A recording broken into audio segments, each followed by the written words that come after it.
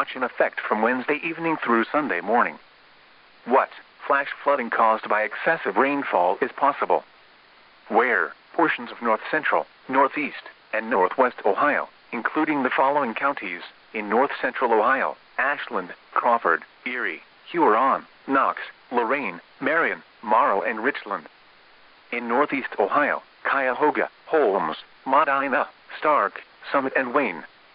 In northwest Ohio: Hancock, Lucas, Ottawa, Sandusky, Seneca, Wood, and Wyandotte. When? From Wednesday evening through Sunday morning.